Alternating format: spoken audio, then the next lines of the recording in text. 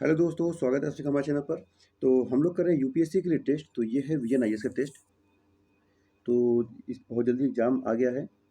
तो आप सभी लोग प्रिपरेशन करते रहिए और जितना ज़्यादा हो सके उतना ज़्यादा रिवीजन और टेस्ट करिए। इस टेस्ट का पीडीएफ पाने के लिए टेलीग्राम जुड़ जाइए। टेलीग्राम का लिंक है पीआर नॉलेज रिसर्च सेंटर 2024। जैसे ही इसको लिखेंगे आपको टेलीग्राम का लिंक मिल जाएगा। ठीक है।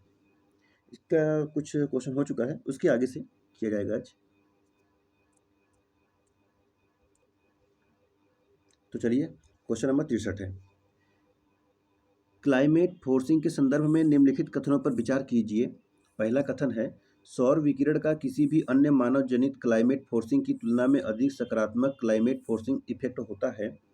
दूसरा है, पिघलने के कारण ध्रुवीय बर्फ के एल्बिडो में हुई कमी नकारात्मक क्लाइमेट फोर्सिंग का एक उदाहरण है। कौन सा सही है इसमें से? केवल एक, केवल दो, दोनों सही या दोनों गलत?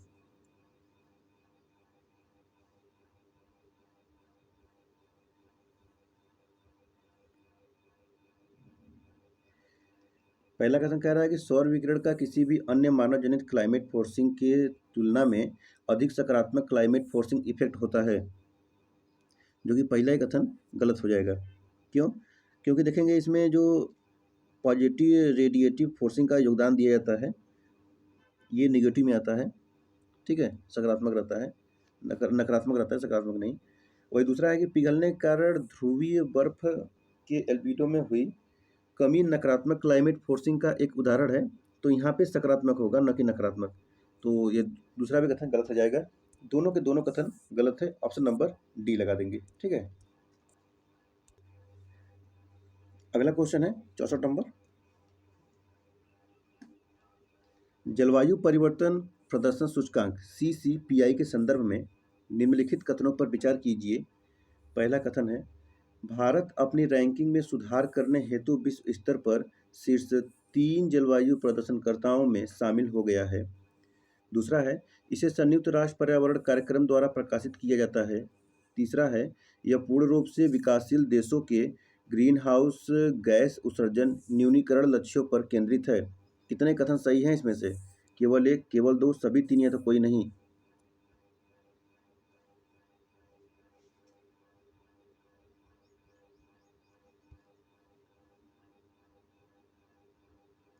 देखिए, अब कह रहा है भारत अपनी रैंकिंग में सुधार करते हुए विश्व स्तर पर शीर्ष 3 जलवायु प्रदर्शनकर्ताओं में शामिल हो गया है। तो पहला कथन गलत है। देखिए, भारत की स्थिति में 2 पायदान की गिरावट की दर्ज की गई है। लेकिन जलवायु प्रदर्शनकर्ताओं के मामले में वह शीर्ष 10 देशों में बना हुआ है। दूसरा है कि इसे संयुक्त राष्ट्र पर्यावरण कार्यक्रम द्वारा प्रकाशित किया जाता है। तो देखिए, इसे German watch, new climate institute और क्लाइमेट एक्शन नेटवर्क इंटरनेशनल द्वारा प्रकाशित किया जाता है। दूसरा भी कथन गलत है। तीसरा, यह पूर्ण रूप से विकासशील देशों के ग्रीन हाउस गैस उत्सर्जन न्यूनीकरण लक्ष्यों पर केंद्रित है। तो तीसरा भी कथन गलत हो जाएगा। देखिए, ये जो इसका उत्सर्जन है, ये उत्सर्जन नवीकरणीय ऊर्जा और जलवायु नीतियों के संदर्भ में विश्व के सबसे बड़े उत्सर्जकों की प्रगति को ट्रैक करता है। तीनों के तीनों ही कथन गलत है। तो ऑप्शन नंबर डी लगा देंगे। चलिए, 65 नंबर देखेंगे। ग्लोबल वार्मिंग पोटेंशियल के संदर्भ में निम्नलिखित कथनों पर विचार कीजिए। पहला कथन है, नाइट्रस ऑक्साइड की ग्लोबल वार्मिंग क्षमता GWP कार्बन डाइऑक्साइड की तुलना में बहुत अधिक है, क्योंकि नाइट्रस ऑक्साइड का वायुमंडलीय जीवन काल CO2 से कम होता है। उपयुक्त कथनों के संबंध में निम्नलिखित में से कौन सा सही है? दोनों कथन सही है, सही व्याख्या करता है या सही व्याख्या नहीं करता है, या पहला सही है दूसरा गलत है, या पहला गलत है दूसरा सही है? चलिए, 65 नंबर।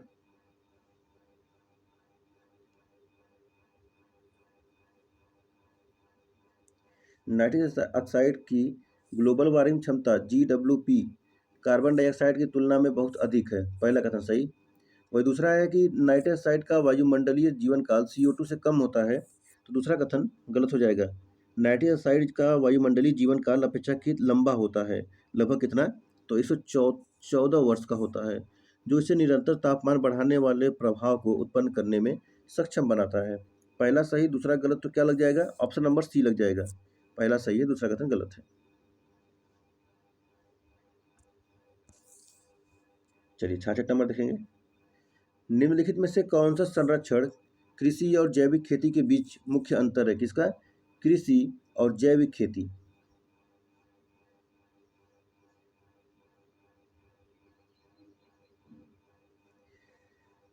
पहला ऑप्शन है कि जैविक खेती जलवायु स्मार्ट कृषि है, जबकि संरक्षित कृषि जलवायु स्मार्ट कृषि नहीं है। दूसरा है जैविक खेती में मृदा की जुताई की आवश्यकता होती है, जबकि संरक्षित कृषि में मृदा की जुताई की आवश्यकता नहीं होती है। एंड तीसरा है संरक्षित कृषि में मृदा की जुताई की आवश्यकता होती है, जबकि जैविक खेती में मृदा की जुताई की आवश्यकता नहीं होती। एंड चौथा है संरक्षित कृषि और जैविक खेती में कोई अंतर नहीं है। चलिए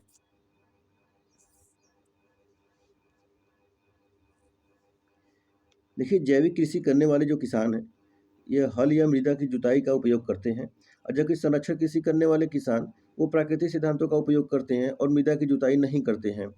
तो इस प्रकार ऑप्शन नंबर 20 में करेक्ट होगा कि जैविक खेती में मृदा की जुताई की आवश्यकता होती है, जबकि संरक्षित कृषि में मृदा की जुताई की आवश्यकता नहीं होती है। ठीक है, बस यही है। चलिए आगे बढ़ेंगे।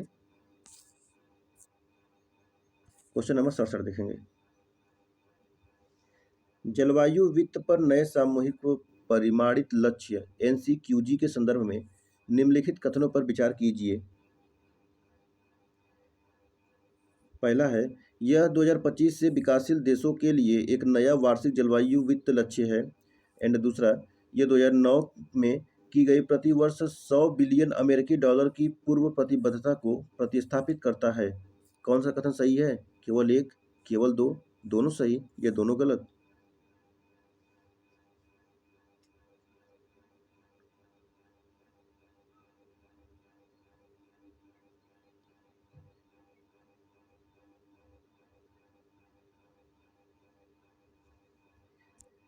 पहला देखेंगे तो यह 2025 से विकासशील देशों के लिए एक नया वार्षिक जलवायु वित्त लक्ष्य है, तो ये विकसित देशों के लिए है, विकासशील नहीं। पहला कथन गलत है। दूसरा कहता है यह 2009 में की गई प्रतिवर्ष 100 बिलियन अमेरिकी डॉलर की पूर्व प्रतिबद्धता को प्रतिस्थापित करता है, तो ये सही है। ऑप्शन लगाएंगे बी।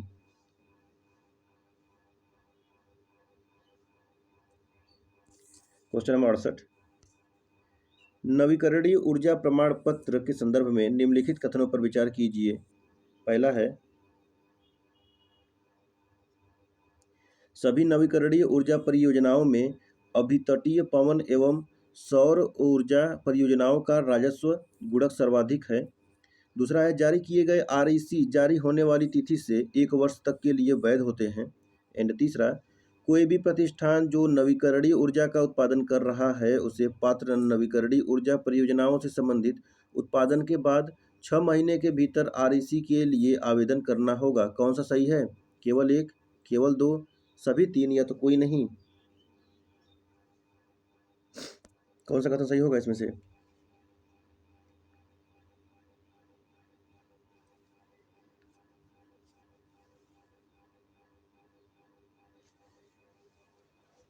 पहला कहता है कि सभी नवीकरणीय ऊर्जा परियोजनाओं में अभितटीय पवन एवं सौर ऊर्जा परियोजनाओं का राजस्व गुणक सर्वाधिक है। पहला ही कथन गलत है। देखिए, आरईसी तंत्र में राजस्व गुणक विनियामक ढांचे और विशिष्ट परियोजनाओं विशेषताओं पर निर्भर करता है। जहां पवन और सौर परियोजनाओं में प्रौद्योगिकी गुणक 1 है, तो वही बायोमास या जैव ईंधन आधारित नवीकरणीय ऊर्जा परियोजनाएं उच्च गुणक मान के 2 के लिए योग्य होती है। और दूसरा है कि जारी किए गए आरईसी जारी होने वाली इस तिथि से 1 वर्ष तक के लिए वैध होते हैं, तो दूसरा भी कथन गलत है। यह नवीकरणीय ऊर्जा प्रमाण पत्र तब तक वैध रहता है जब तक उसे भुनाया नहीं जाता। तीसरा है कि कोई भी प्रतिष्ठान जो नवीकरणीय ऊर्जा का उत्पादन कर रहा है उसे पात्र नवीकरणीय ऊर्जा परियोजनाओं से संबंधित उत्पादन के बाद 6 महीने के भीतर आरईसी के लिए आवेदन करना होगा। तो तीसरा कथन सही है। ऑप्शन नंबर ए लगा देंगे, ओनली वन सही होगा। चलिए 69 नंबर देखेंगे।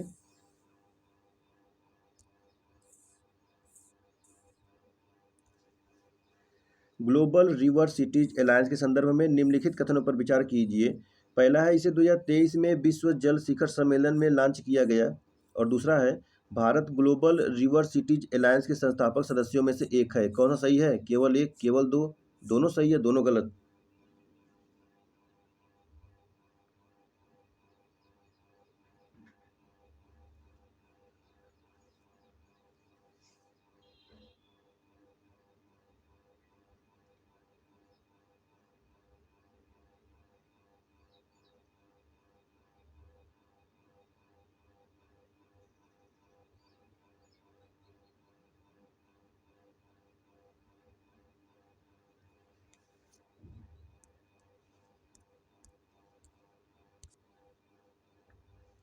तो देखेंगे, कह रहा है कि इसे 2023 में विश्व जल शिखर सम्मेलन में लॉन्च किया गया था। तो ये जो वहाँ पे नहीं, बल्कि ये रिवर सिटीज अलायंस के दुबई में संयुक्त राष्ट्र जलवायु परिवर्तन सम्मेलन COP28 में लॉन्च किया गया था। ठीक है, पहला कथन गलत हो जाएगा। वही दूसरा कहता है कि Bharat global river cities alliance के संस्थापक सदस्यों में से एक है, तो ये ठीक है। ऑप्शन बी लगा देंगे, 1-2 हो जाएगा।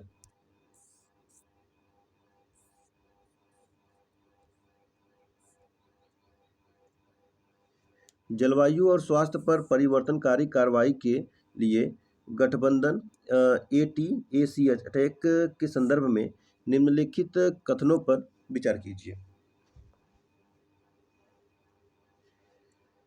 पहला है, अटैच का उद्देश्य जलवायु अनुकूल और सतत स्वास्थ्य प्रणाली के निर्माण के लिए COP26 में निर्धारित महत्वाकांक्षा को पूरा करना है।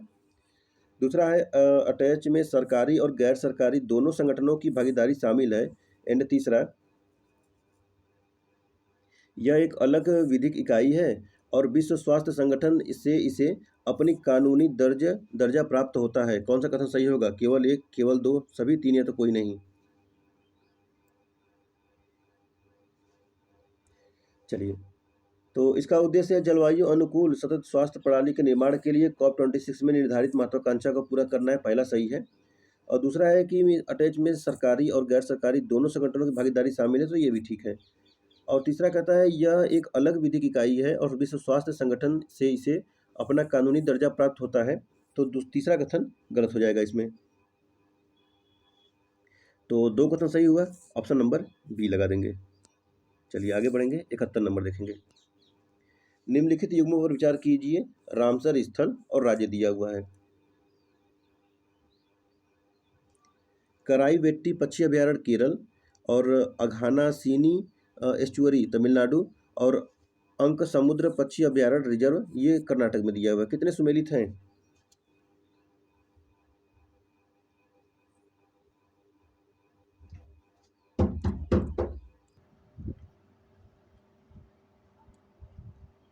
तो चलिए देखेंगे इसमें।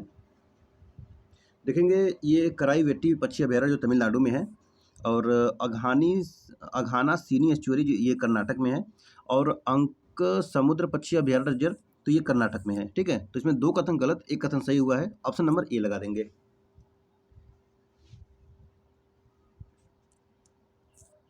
चलिए क्वेश्चन नंबर 72 देखेंगे। कार्बन क्रेडिट के संदर्भ में निम्नलिखित कथनों पर विचार कीजिए। पहला है, कार्बन क्रेडिट का मूल्य विश्व बैंक द्वारा निर्धारित किया जाता है। और दूसरा है, भारत में कार्बन क्रेडिट का व्यापार मल्टी कमोडिटी एक्सचेंज MCX पर होता है। कौन सा सही है? केवल एक, केवल दो, दोनों सही है, दोनों गलत?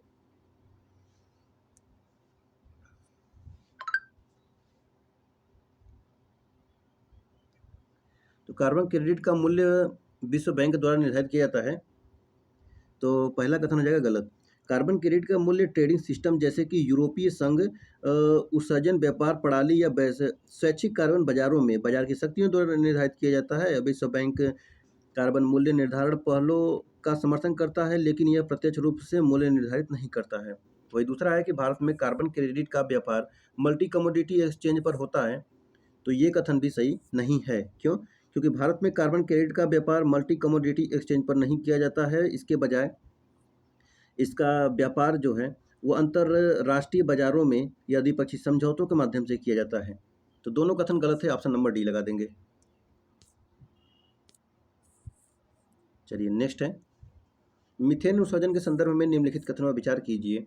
पहला कथन है, ग्लोबल मीथेन ट्रैकर जलवायु परिवर्तन पर अंतर सरकारी पैनल द्वारा मीथेन के वैश्विक उत्सर्जन पर निगरानी बनाए रखने के लिए विकसित एक उपकरण है। दूसरा है आर्द्र भूमि से निकलने वाला मीथेन उत्सर्जन विश्व में मीथेन उत्सर्जन का सबसे बड़ा स्रोत है। एंड तीसरा, तेल और गैस मीथेन साझेदारी 2.0 या 0 OGMP संयुक्त राष्ट्र पर्यावरण कार्यक्रम UNEP का प्रमुख कार्यक्रम है। कितने कथन सही हैं इसमें से? केवल एक, केवल दो, सभी तीन या तो कोई नहीं। 73 नंबर। पहला बोलता है कि ग्लोबल मीथेन ट्रैकर जलवायु परिवर्तन पर अंतर सरकारी पैनल द्वारा मीथेन के वैश्विक उत्सर्जन पर निगरानी बनाए रखने के लिए विकसित उपकरण है। तो पहला ही कथन गलत है। देखिए, ग्लोबल मीथेन ट्रैकर वैश्विक मीथेन उत्सर्जन को ट्रैक करने या उस पर नजर रखने के लिए अंतर्राष्ट्रीय ऊर्जा एजेंसी द्वारा विकसित एक उपकरण है। वही दूसरा है कि आर्द्र भूमि से निकलने वाला मीथेन उत्सर्जन विश्व में मीथेन उत्सर्जन का सबसे बड़ा स्रोत है। तो ये कथन सही है। एंड तीसरा है कि तेल और गैस मीथेन साझेदारी 2.0 OGMP संयुक्त राष्ट्र पर्यावरण कार्यक्रम का प्रमुख कार्यक्रम है। तो ये भी सही है। तो पहला कथन गलत है, 2 और 3 सही है, मतलब 2 कथन सही हुए। 2 कथन सही हुए तो क्या लगाएंगे इसमें? इसमें लगाएंगे ऑप्शन नंबर बी, ओनली 2 हो जाएगा। आगे बढ़ते हुए क्वेश्चन नंबर 74 देखेंगे। अंटार्कटिक ओजोन छिद्र के संदर्भ में निम्नलिखित कथनों पर विचार कीजिए। पहला है, पिछले 2 दशकों से अंटार्कटिक में ओजोन छिद्र के क्षेत्रफल एवं गहनता में वृद्धि देखी जा रही है। और दूसरा है, अंटार्कटिक पर एक सशक्त ध्रुवीय भंवर की उपस्थिति से ओजोन छिद्र का आकार बढ़ सकता है। कितने सही हुए? केवल एक, केवल दो, दोनों सही है, दोनों गलत। क्वेश्चन नंबर 74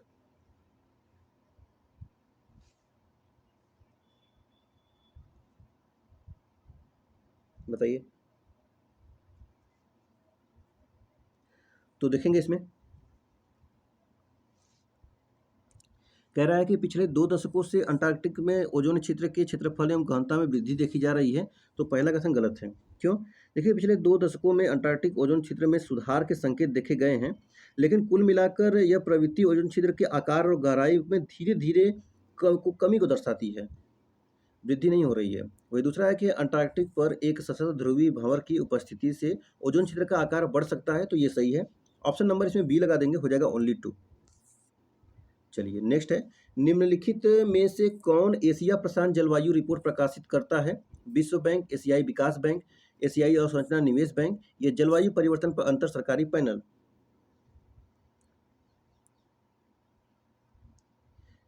तो देखिए, एशियाई विकास बैंक ADB द्वारा जारी ये एशिया प्रशांत जलवायु रिपोर्ट 2024 जलवायु परिवर्तन के प्रति क्षेत्र के संवेदनशीलता और संभावित आर्थिक परिणामों की चिंताजनक तस्वीर प्रस्तुत करती है। ऑप्शन नंबर बी करेक्ट हो जाएगा। ठीक है, चलिए 76 नंबर देखेंगे। हाल ही में संयुक्त राष्ट्र जलवायु परिवर्तन सम्मेलन या संयुक्त राष्ट्र framework convention on climate change UNFCCC के पक्षकारों का सम्मेलन COP29 का आयोजन हुआ, जिसमें पेरिस समझौते के अनुच्छेद 6 को 9 वर्षों की बातचीत के बाद अपनाया गया। यह सम्मेलन कहाँ आयोजित किया गया था? Geneva Switzerland, Baku Azerbaijan, Dubai संयुक्त अरब अमीरात या शर्म अल शेख मिस्र।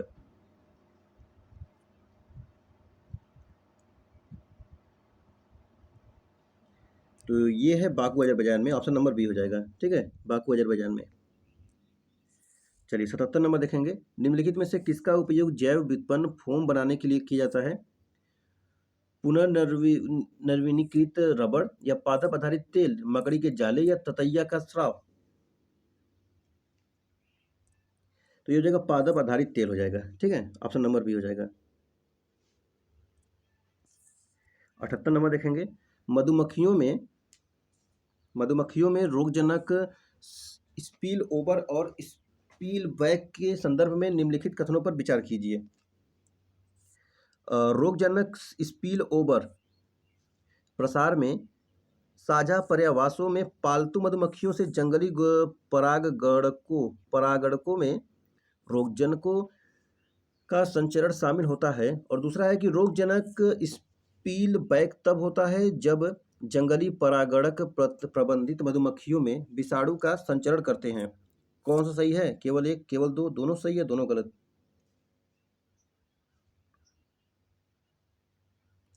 चलिए ठीक है, तो देखते हैं इसमें, ये दोनों कथन सही है, ऑप्शन नंबर सी लगा देंगे।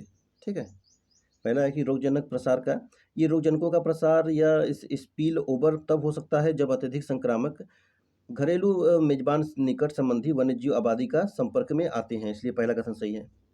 और दूसरा भी कथन सही है, ऑप्शन नंबर सी लगा देंगे। और आगे बढ़ेंगे, क्वेश्चन नंबर 79 देखेंगे।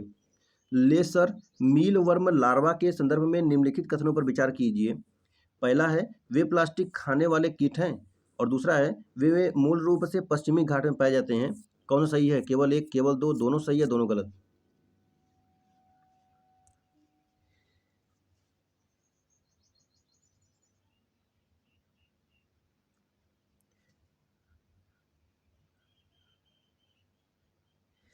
चलिए, वे प्लास्टिक खाने वाले कीट हैं तो पहला सही है। कह रहा है ये मूल रूप से पश्चिमी घाट में पाए जाते हैं, तो पश्चिमी घाट में नहीं, बल्कि ये भूमध्य सागर क्षेत्र में पाए जाते हैं। ऑप्शन नंबर ए लगा देंगे, ओनली वन हो जाएगा। चलिए, 80 नंबर है। हाल ही में टाइटन एरम नामक एक दुर्लभ प्रजाति सुर्खियों में थी। यह निम्नलिखित में से किसकी प्रजाति है? पुष्प, वृक्ष, समुद्री गाय या बाघ?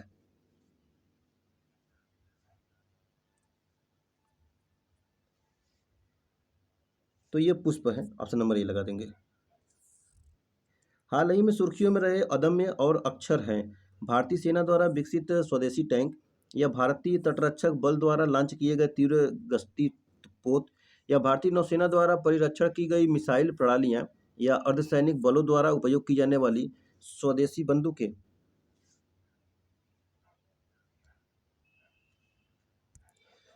चलिए, हो जाएगा ऑप्शन नंबर बी, भारतीय तटरक्षक बल द्वारा लॉन्च किए गए तीव्र गश्ती पोत।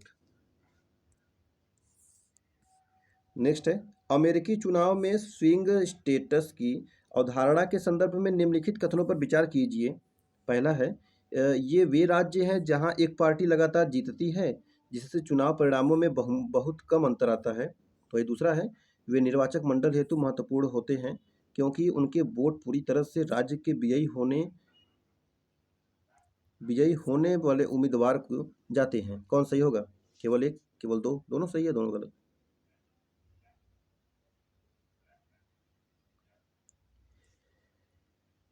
देखिए, स्विंग राज्य ऐसे राज्य होते हैं, क्या होता है वो स्विंग राज्य, मतलब स्टेट?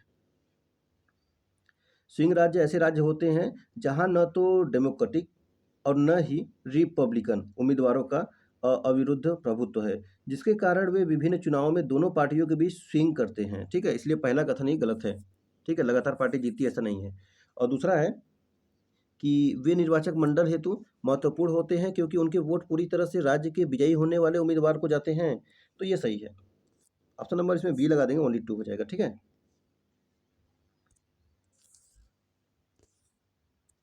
नेक्स्ट है, मूसनेड प्लेटफॉर्म जो हाल ही में सुर्खियों में था, वह है क्या है? ईरान द्वारा रक्षा के लिए विकसित नई मिसाइल प्रणाली, या तो इजराइल द्वारा सैन्य उद्देश्यों के लिए विकसित स्वदेशी टैंक, या तो तीसरा दक्षिण अफ्रीका का एक कार्यक्रम जिसका उद्देश्य उन्नत पोत निर्माण प्रौद्योगिकी विकसित करना है, या तो चौथा सऊदी अरब में विदेशी घरेलू श्रमिकों के लिए वेतन संरक्षण और बेहतर सुविधाओं के लिए डिजिटल प्लेटफॉर्म। तो ये हो जाएगा ऑप्शन नंबर डी, सऊदी अरब में विदेशी घरेलू श्रमिकों के लिए वेतन संरक्षण और बेहतर सुविधाओं के लिए डिजिटल प्लेटफॉर्म है।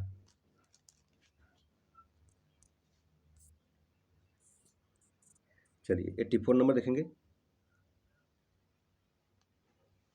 हाल ही में सुर्खियों में रहा पद मेका जिला निम्नलिखित में से क्या है? मेका जिला अंतरिक्ष संचार के लिए स्पेस एक्स द्वारा विकसित की गई एक नए प्रकार का उपग्रह, या तो सुपर हैवी बूस्टर को मध्य हवा में पकड़ने के लिए स्पेस एक्स के स्टार बेस पर रॉकेट पकड़ने वाली संरचना, या तो तीसरा स्पेस एक्स द्वारा विकसित प्रायोगिक अंतरिक्ष प्रणोदन प्रणाली, या तो अंतरिक्ष यान संयोजन में प्रयुक्त रोबोटिक भुजा।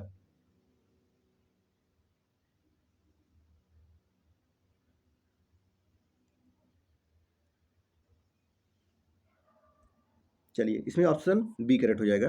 सुपर हैवी बूस्टर को मध्य हवा में पकड़ने के लिए स्पेस एक्स के स्टार बेस पर रॉकेट पकड़ने वाली संरचना।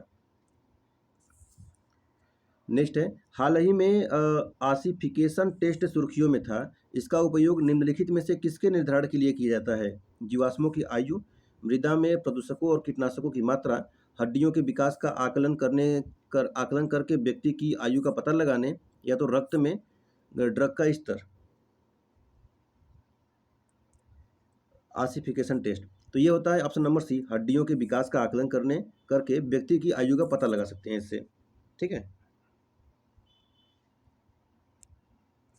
86 नंबर, नेफिथ्रोमाइसिन के संदर्भ में निम्नलिखित कथनों विचार कीजिए।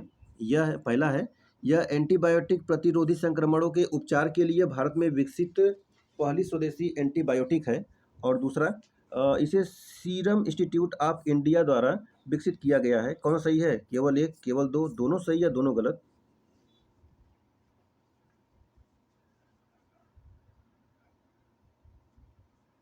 तो इसमें दोनों कथन सही है। ऑप्शन नंबर क्या लगा देंगे? दोनों नहीं सही है। ये पहला सही है, दूसरा कथन गलत है। इसमें दूसरा क्यों गलत है? तो देखिए, कह रहा है कि सीरम इंस्टीट्यूट ऑफ इंडिया द्वारा विकसित किया गया, तो ये नहीं है। ये विकसित करने वाली संस्था जो है ना, ये जैव प्रौद्योगिकी विभाग के अंतर्गत जैव प्रौद्योगिकी उद्योग अनुसंधान सहायता परिषद के सहयोग से वाक हार्ट फार्मा कंपनी द्वारा विकसित किया गया है। तो ऑप्शन ए लगा देंगे। ठीक है, ऑप्शन ए होगा ओनली। चलिए 87 नंबर, वायु गुणवत्ता प्रबंधन आयोग के संदर्भ में निम्नलिखित कथनों में से कौन सा सही नहीं है? यह दिल्ली राष्ट्रीय राजधानी क्षेत्र एनसीआर में वायु गुणवत्ता में सुधार और प्रदूषण नियंत्रण के प्रयासों का समन्वय करता है। तो दूसरा है, इसने पर्यावरण प्रदूषण रोकथाम एवं नियंत्रण प्राधिकरण ईपीसीए को प्रतिस्थापित किया है। या तीसरा है, यह एक वैधानिक निकाय है। चौथा है, पर्यावरण वन एवं जलवायु परिवर्तन मंत्री इसके अध्यक्ष हैं। कौन सही होगा? तो इसमें पहला सही है, दूसरा सही है, तीसरा सही है, चौथा कथन गलत है। ठीक है, चौथा कथन इसमें गलत है। इसका कोई उच्च पदस्थ अधिकारी जो सचिव या मुख्य सचिव सेक्रेटरी वगैरह होते हैं, वो होते हैं। ठीक है। चलिए 88 नंबर, डिजिटल यूरो जो हाल ही में सुर्खियों में था यह है डिजिटल लेन देन के लिए यूरोपीय संघ द्वारा विकसित नई क्रिप्टो करेंसी। या तो दूसरा है, यूरोपीय सेंट्रल बैंक द्वारा प्रत्यक्ष रूप से जारी की गई केंद्रीय बैंक डिजिटल मुद्रा जो बिचौलियों के बिना डिजिटल लेन देन को सक्षम करेगा। या तो तीसरा है, यूरोपीय संघ के सदस्य देशों द्वारा सीमा पार लेन देन के लिए शुरू किया गया डिजिटल भुगतान प्लेटफॉर्म। या तो चौथा, यूरोपीय संघ में कैशलेस भुगतान को बढ़ावा देने के उद्देश्य से शुरू की गई सरकारी पहल।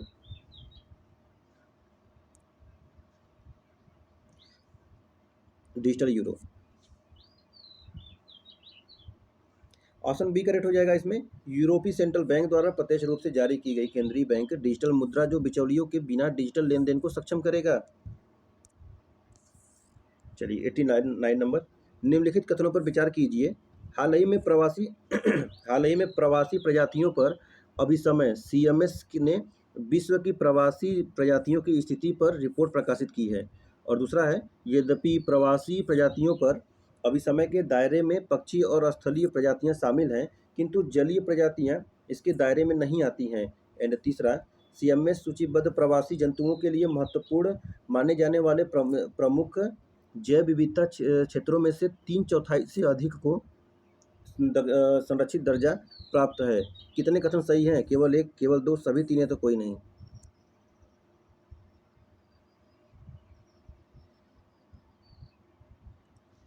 हाल ही में प्रवासी प्रजातियों पर अभिसमय ने विश्व की प्रवासी प्रजातियों की स्थिति पर रिपोर्ट प्रकाशित की है।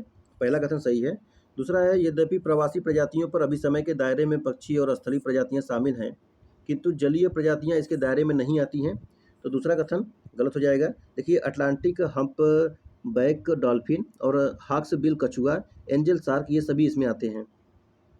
तीसरा है, सीएमएस सूचीबद्ध प्रवासी जंतुओं के लिए महत्वपूर्ण माने जाने वाले प्रमुख जैव विविधता क्षेत्रों में से 3/4 से अधिक को संरक्षित दर्जा प्राप्त है। कितने सही हैं? केवल एक, केवल दो, सभी तीन है तो कोई नहीं। तो पहला, तीसरा भी गलत हो गया, दूसरा भी गलत हो गया, केवल पहला सही हुआ ना। तो ऑप्शन नंबर क्या लगा देंगे? ओनली वन लगा देंगे, हो जाएगा ओनली वन, केवल एक कथन सही है। चलिए 90 नंबर देखेंगे। डाना या गोटा फ्रिया ठंडी बूंद पद के संदर्भ में निम्नलिखित में से कौन सा कथन सही है?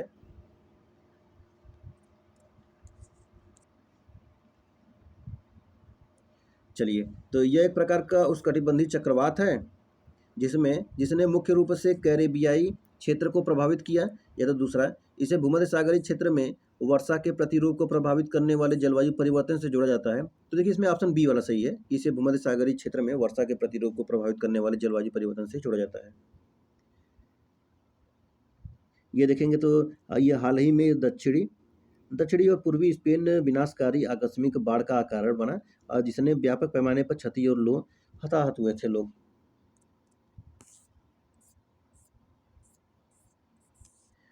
91 नंबर देखिए, सुर्खियों में रहने वाला मायूंग गांव किस राज्य केंद्र शासित प्रदेश में स्थित है? लद्दाख, पश्चिम बंगाल, असम या नागालैंड? ऐसे डायरेक्ट क्वेश्चन पूछते हैं, वो सिंपल भी लेकिन रहता है। असम में है, ऑप्शन नंबर सी हो जाएगा, असम में।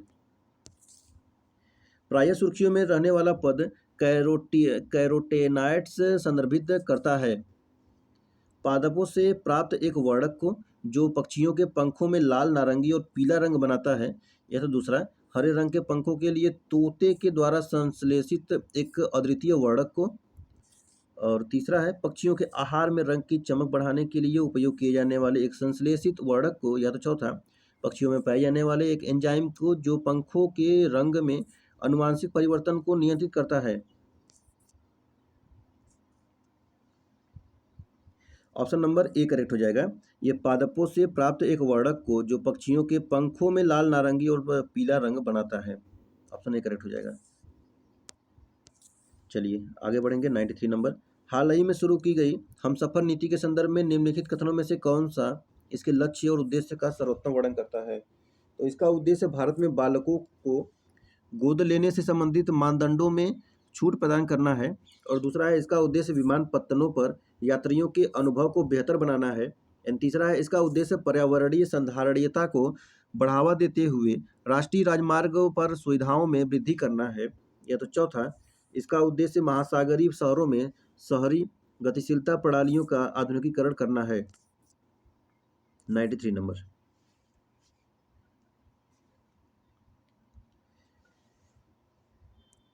तो ऑप्शन नंबर सी हो जाएगा, इसका उद्देश्य पर्यावरणीय संधारणीयता को बढ़ावा देते हुए राष्ट्रीय राजमार्गों पर सुविधाओं में वृद्धि करना है। ऑप्शन नंबर सी करेक्ट हो जाएगा। चलिए 94 नंबर देखेंगे। राष्ट्रीय प्राकृतिक कृषि मिशन के संदर्भ में निम्नलिखित कथनों पर विचार कीजिए। पहला, इसका उद्देश्य मिशन मोड आधारित परियोजनाओं के माध्यम से देश भर में प्राकृतिक कृषि को बढ़ावा देना है। एंड दूसरा है, इसका उद्देश्य प्राकृतिक रूप से उगाए गए रसायन मुक्त उत्पादों के लिए एकल राष्ट्रीय ब्रांड का निर्माण करना है। एंड तीसरा, राष्ट्रीय स्तर पर मिशन का क्रियान्वयन प्रधानमंत्री की अध्यक्षता में एक राष्ट्रीय संचालन समिति के माध्यम से किया जाएगा।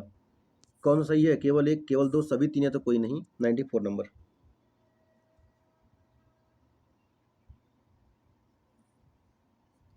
तो इसका उद्देश्य मिशन मोड आधारित परियोजनाओं के माध्यम से देश भर में प्राकृतिक कृषि को बढ़ावा देना है, पहला सही है। एंड दूसरा है, इसका उद्देश्य प्राकृतिक रूप से उगाए गए रसायन मुक्त उत्पादों के लिए एकल राष्ट्रीय ब्रांड का निर्माण करना है, तो ये भी सही है।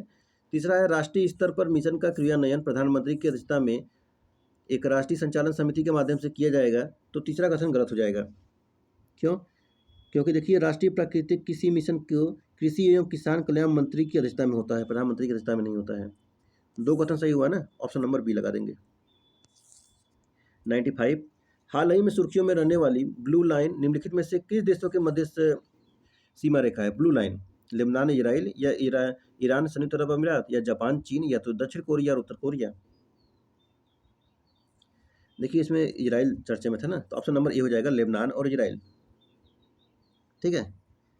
ऐसे देखेंगे, जो डूरंड रेखा है वो अफगानिस्तान और पाकिस्तान के मध्य सीमा साझा करता है। 38 समानांतर जो रेखा होता है, पैरेलल 38 पैरेलल, वो उत्तर कोरिया और दक्षिण कोरिया के बीच में होता है। ठीक है। कौन सा? 38। वही देखेंगे, जो 49 है, 49 समानांतर, 49 पैरेलल लाइन, वो यूएसए और कनाडा के बीच होता है। तो कुछ ऐसे जो लाइन है, इसको याद रखे रहिए।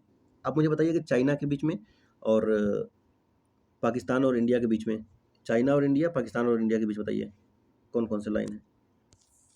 96 है, भुखमरी और गरीबी के खिलाफ वैश्विक गठबंधन के संदर्भ में निम्नलिखित कथनों पर विचार कीजिए। पहला है, यह G20 समूह के सदस्य देशों की एक पहल है।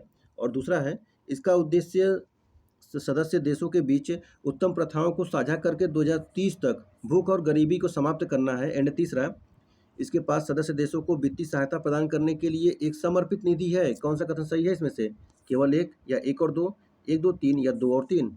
96। यह G20 समूह के सदस्य देशों का एक पहल है। पहला सही है। दूसरा है, इसका उद्देश्य सदस्य देशों के बीच उत्तम प्रथाओं को साझा करके वर्ष 2030 तक भूख और गरीबी को समाप्त करना है, तो ये भी ठीक है।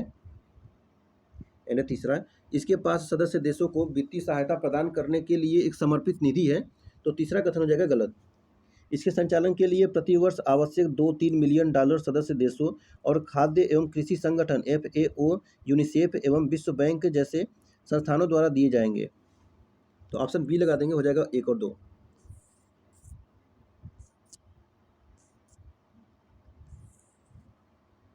हाल ही में भारत सरकार ने बाल विवाह मुक्त भारत नामक एक राष्ट्रीय अभियान शुरू किया है, जिसका उद्देश्य देश को बाल विवाह मुक्त बनाना है। इस संबंध में बाल विवाह के संदर्भ में निम्नलिखित कथनों पर विचार कीजिए।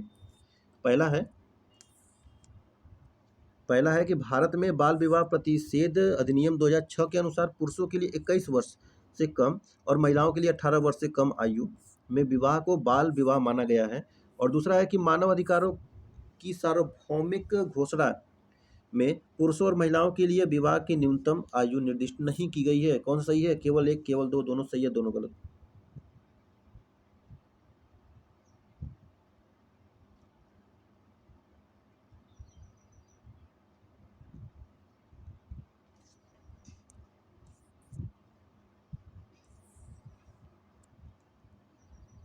तो पहला कथन सही है, 21 वर्ष और 18 वर्ष, ठीक है। लेकिन दूसरा कथन गलत हो जाएगा। देखिए, अनुच्छेद 16(2) के प्रावधान के अनुसार विवाह केवल इच्छुक जीवन साथी की स्वतंत्र और पूर्ण सहमति से किया जाएगा, लेकिन इसमें विवाह के लिए न्यूनतम आयु निर्दिष्ट नहीं की गई है, ठीक है। ऑप्शन ए लगा देंगे, हो जाएगा ओनली 1। चलिए 98 नंबर है, निम्नलिखित युग्मों पर विचार कीजिए। जनजाति है, संबंधित राज्य केंद्र शासित प्रदेश है। कोरगा त्रिपुरा, जारवा अंडमान निकोबार, रियांग केरल। कितने सुमेलित हैं इसमें से?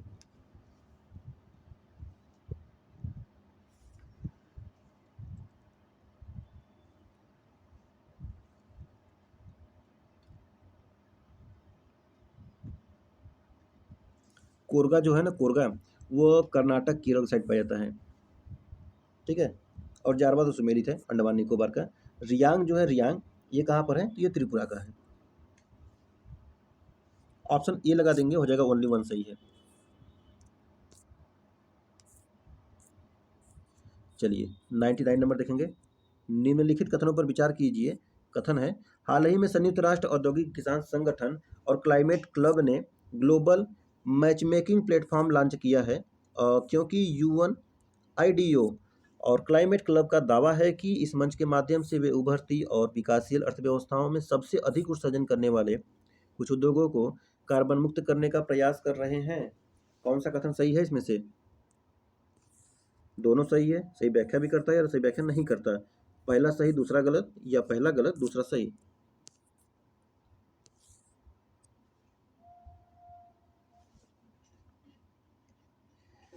तो देखेंगे, हाल ही में संयुक्त राष्ट्र औद्योगिक विकास संगठन UNIDO और क्लाइमेट क्लब ने ग्लोबल मैचमेकिंग प्लेटफॉर्म लॉन्च किया है, सही है। कह रहा है क्योंकि UNIDO क्लाइमेट क्लब का दावा है कि इस मंच के माध्यम से वे उभरती और विकासशील अर्थव्यवस्थाओं में सबसे अधिक उत्सर्जन करने वाले कुछ उद्योगों को कार्बन मुक्त करने का प्रयास कर रहे हैं। तो दोनों कथन सही है, सही व्याख्या भी कर रहा है, तो ऑप्शन नंबर ए लगा देंगे, ठीक है। सही व्याख्या कर रहा है। चलिए आज का लास्ट क्वेश्चन देखते हैं, 100 नंबर। हाल ही में सुर्खियों में रही ग्लोबल अपील 2025 क्या है? यह जलवायु परिवर्तन पर संयुक्त राष्ट्र फ्रेमवर्क कन्वेंशन के COP29 सम्मेलन में जलवायु परिवर्तन के प्रति लचीली और संरचना के लिए विकासशील देशों द्वारा विकसित देशों से की गई $100 बिलियन की निधि की अपील है। या तो यह ग्रीन हाउस गैस उत्सर्जन को कम करने और पर्यावरण अनुकूल समाधान अपनाने के लिए यूरोपीय देशों द्वारा की गई वैश्विक अपील है। या तो तीसरा, यह लाखों शरणार्थियों और विस्थापित व्यक्तियों के लिए अस्थायी समाधान के क्रियान्वयन हेतु संयुक्त राष्ट्र शरणार्थी उच्चायुक्त द्वारा की गई $10 बिलियन की अपील है। या तो चौथा, यह संयुक्त राष्ट्र मरुस्थलीकरण रोकथाम सम्मेलन द्वारा सदस्य देशों से स्थानीय समुदायों की भागीदारी के माध्यम से वन क्षेत्र को बहाल करने और उसे बढ़ाने के लिए की गई $50 मिलियन की अपील है। चलिए बताइए क्या है 2025 अपील।